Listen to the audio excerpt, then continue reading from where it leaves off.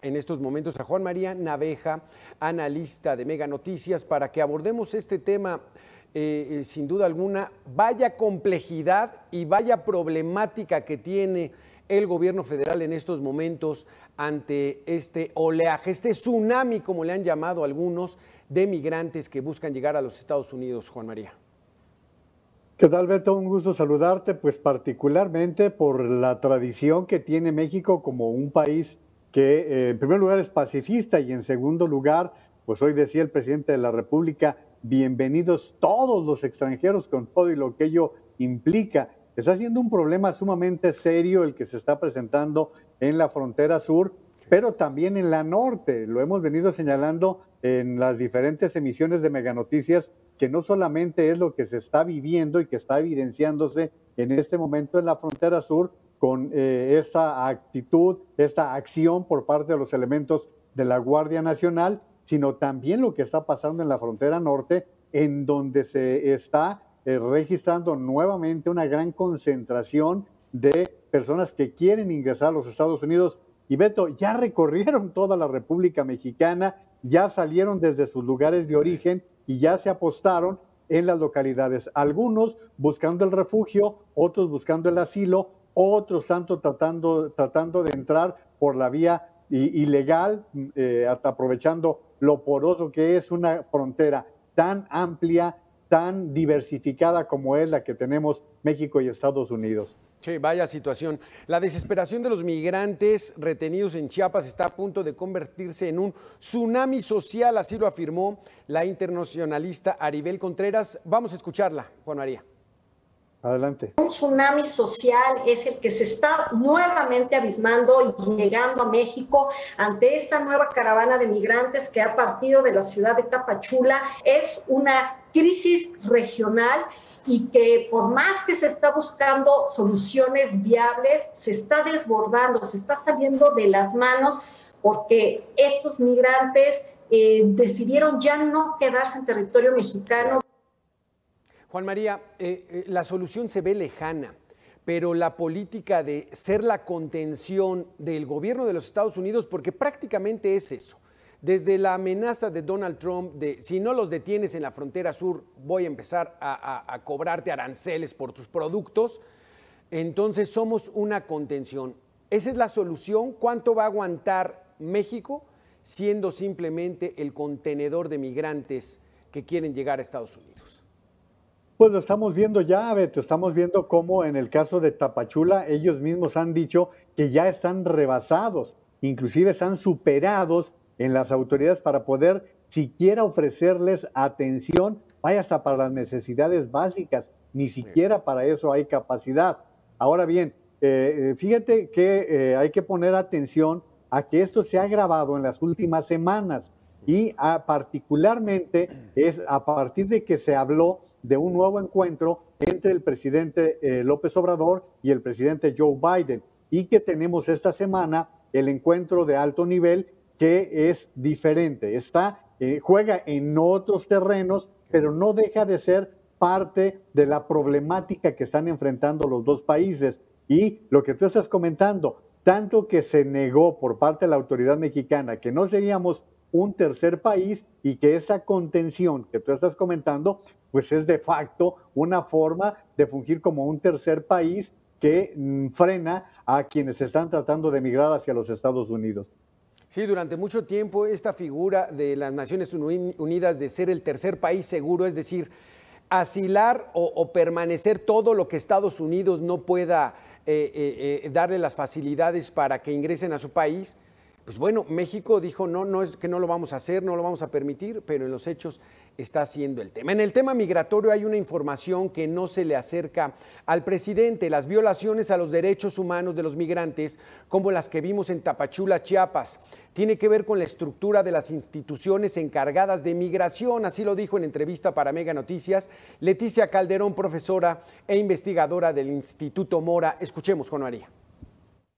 No voltear a ver una estructura, por ejemplo, el Instituto Nacional de Migración, que ha sido altamente cuestionado desde hace mucho, hablaría yo de por lo menos 2 décadas, Magda. Entonces, son instituciones que no han sido revisadas realmente en el fondo de la manera como accionan, e incluso yo te diría, a finales del sexenio pasado se hablaba de desaparecer esa institución. Era un llamado así, un grito desesperado de la sociedad civil, de muchos grupos, y se decidió por mantenerlo, se supone que con un diseño institucional diferente, pero lo que estamos viendo es que tienen una acción muy policíaca. Es el Instituto Nacional de Migración y la Comisión Nacional de Derechos Humanos. Creo que dos organismos que están haciendo mal las cosas, ¿no, Juan Manuel? ¿Juan María? Fíjate, Alberto, aquí los dos que estás mencionando. En uno recordarás que el anterior comisionado Guillén renunció precisamente al Instituto Nacional de Migración por desacuerdo por la forma en que se estaban llevando las cosas. Yo te preguntaría, Alberto, ¿hay Comisión Nacional de Derechos Humanos? ¿En verdad hay alguna acción por parte de la presidenta de la Comisión Nacional de Derechos Humanos cuando estamos escuchando a diferentes organizaciones nacionales e internacionales hablando de este tema? Ahora bien, veamos también la parte de seguridad nacional, que esa es la parte que también tenemos que pensar por lo que representa, por lo que tiene su alcance. Una cosa es el respeto a los derechos humanos, que está consagrado y que sabemos cómo se debe de tratar a una persona que está solicitando la posibilidad de un asilo, la posibilidad de un refugio. Aquí es muy particular, Beto, porque lo que están pidiendo es que los dejen atravesar el territorio nacional, y recordarás que cuando empezó este problema, México empezó a dar una especie de certificados que les permitían estar o una estancia por determinados días, semanas en el país, y se estaba más o menos ordenando el flujo. Ahora la problemática es que se está desbordando. Ya no son solamente aquellas personas que van de El Salvador, de Guatemala, de Honduras, de Nicaragua, sino que se están agregando venezolanos, haitianos, cubanos, o sea, ya es creciente. Y luego, ¿dónde están los que están promoviendo todas estas caravanas? Porque detrás de las caravanas, Beto, hay muchos traficantes de seres humanos que han convertido en el tráfico un verdadero negocio. Piensa que el que más barato cobra $4,000, pero hay quienes se dejan pedir hasta $25,000 para poder asegurar que una persona vaya desde Centroamérica hasta los Estados Unidos, y desde luego también de México hacia los Estados Unidos. Entonces aquí el tráfico que se está registrando está en otro terreno, y donde estamos localizando aquellos traficantes que se encuentran tanto en la frontera sur como en la frontera norte, y que siguen operando con una impunidad que les permite hacer de este ilícito un negocio sumamente jugoso. Sí, y en esta crisis los ganones son esos famosos polleros, porque ingresan miles de dólares y nadie les hace nada, como bien dices, Juan María. El problema migratorio en México ya es una crisis humanitaria que tiene años en la frontera sur, al que no se le ha dado una respuesta institucional para solucionarlo. Así lo señaló Rafael Alonso, investigador del Colegio de la Frontera Norte y presidente del Consejo Ciudadano del Instituto Nacional de Migración, en entrevista con Mega Noticias. Te invito a que lo escuchemos. Los mecanismos de contención migratoria que implementa el Estado mexicano lo único que hacen es incrementar el riesgo y la vulnerabilidad de estas poblaciones, ¿no? Y entonces, en el caso de esta última caravana, pues está evidenciando esto, ¿no? Largos procesos de resolución de trámites de reconocimiento de la condición de refugiado o trámites migratorios, y la imposibilidad de regresar a sus países. Es que esa es la otra, Juan María. Se les está retrasando con toda la intención, creo yo, y esta es mi opinión personal, su situación migratoria para que se cansen, se aburran y se regresen a su país. Pero cuando logran avanzar y los detienen y los regresan, no los devuelven a sus países. Están estacionados ahí en Tapachula, en lo que es lo que han llamado una gran cárcel, una ciudad cárcel para todos estos migrantes. Sí, hasta hace tiempo recordarás tú, Beto, que los aviones iban hasta el país de origen de las personas, o los remitían a través de líneas aéreas comerciales a sus lugares de origen. Ahora no, ahora se les está llevando a la frontera sur de México y ahí los abandonan a su suerte. Ni siquiera les dan la posibilidad de llegar al lugar de donde salieron. Ahora bien, tenemos otro tipo de problemáticas, Alberto, que hay que tomarlas con mucho cuidado, que es el de los menores que van o solos o acompañados. Beto, vemos niños de meses de nacidos que los llevan sus padres en brazos y que esto se convierte en un grave problema porque en muchas ocasiones lo que quieren es que crucen y simplemente los sueltan con la esperanza de que algún pariente, algún conocido los pueda rescatar. Luego viene la otra parte, eso que estábamos hablando tú y yo de los polleros, que muchas de las veces, además de que les esquilman con el cobro del traslado, los secuestran, Beto. Sí. Además, los llevan a casas de control en donde les están exigiendo que sus familiares depositen más dinero del que ya se habían comprometido y ahí vienen los secuestros y hasta los asesinatos. Tú sabes que hemos visto ya casos en los cuales, bueno, San Fernando, lo que ocurrió en Texas hace muy poco tiempo, en donde ha habido masacres muy lamentables. Híjole, qué tragedia vive toda esta gente, ¿verdad? Es verdaderamente una tragedia la que están viviendo, huyendo de sus países de origen porque no ven una posibilidad de un futuro cierto, un futuro próspero para su familia y se enfrentan a esta realidad apenas en el intento de llegar a los Estados Unidos y también cuando lleguen a Estados Unidos a ver cómo les va. La situación migratoria en México es compleja, el gobierno federal debe respetar los derechos humanos de los migrantes antes que atender el acuerdo de contención con Estados Unidos, dijo Bernardo Méndez, director de Fundación Pro Migrante América Sin Muros, en entrevista con Mega Noticias. Vamos a escucharlo, Juan María. ¿Hay compromisos con Estados Unidos? El mismo presidente López Obrador ha señalado de que se tiene que mantener una política de contención migratoria que desafortunadamente afecta los derechos a la movilidad. Juan María, yo te pregunto, poniéndonos un poquito en los zapatos del gobierno federal de México, híjole, ¿qué se puede hacer cuando el vecino del norte pone las condiciones y tú quedas a merced de lo que ellos decidan? Pero es que mira, hay dos ámbitos, Beto. Una cosa es que tengas que establecer una serie de condicionamientos, de actuaciones, y otra es que maltrates a la gente. Aquí lo que se está discutiendo es el exceso, son los abusos, la forma de controlarlos. No es fácil porque los puedes controlar por la carretera, pero tú has cubierto muchas de este tipo de acontecimientos, Beto, y te das cuenta de que le cierras la carretera y se van al monte y se van por otros lados. Tenemos una frontera muy vasta, muy amplia. Entonces, lo que se está criticando en este momento son los abusos, los excesos, el maltrato, el tratar de contener de manera violenta.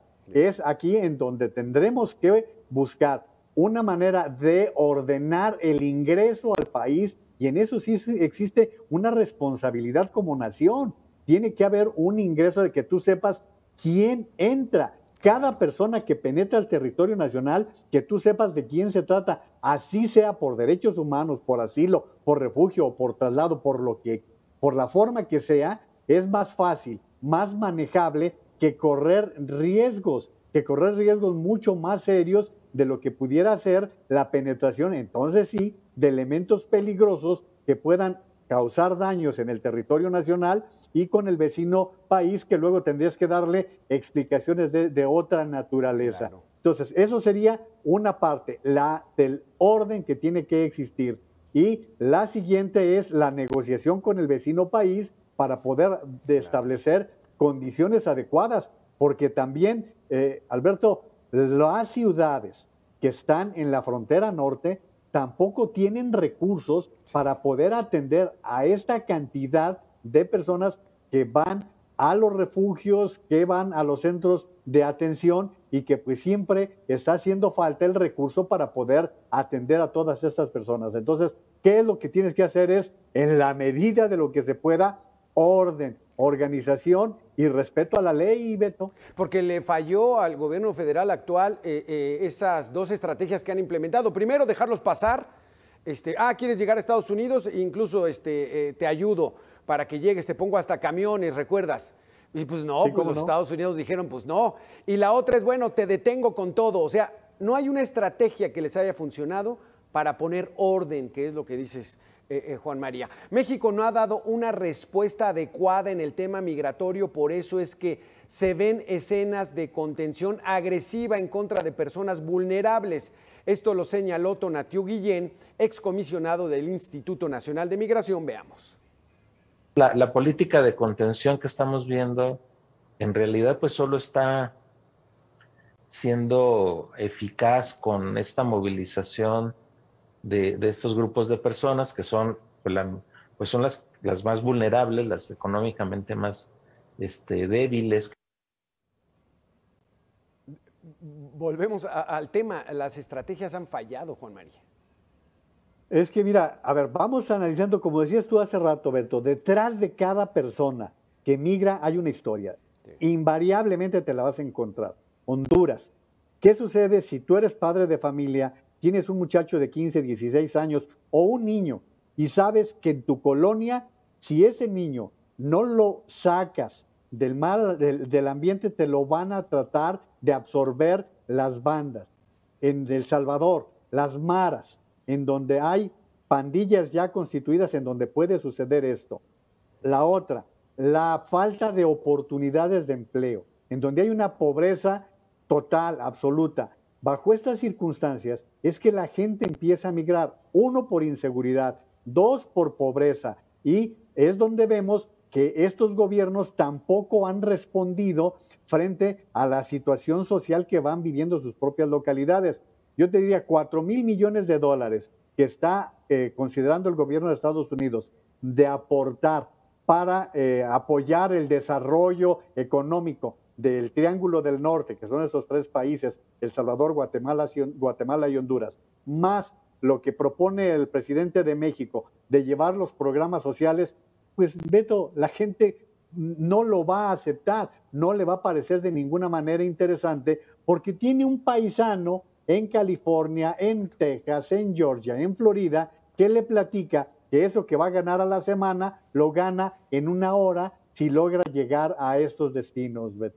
Híjole, qué terrible está esta situación para esta gente. México está haciendo el trabajo sucio de Estados Unidos respecto a la crisis migratoria que se vive en ambas fronteras por México, por lo que debería ser considerado un problema de seguridad nacional, así lo afirmó en entrevista para Mega Noticias Stephanie Genaro, experta en geopolítica. Agregó que hay un trato diferenciado a aquellos migrantes que llegan a nuestro país caminando sobre aquellos que arriban vía aérea. Escuchemos, Juan María.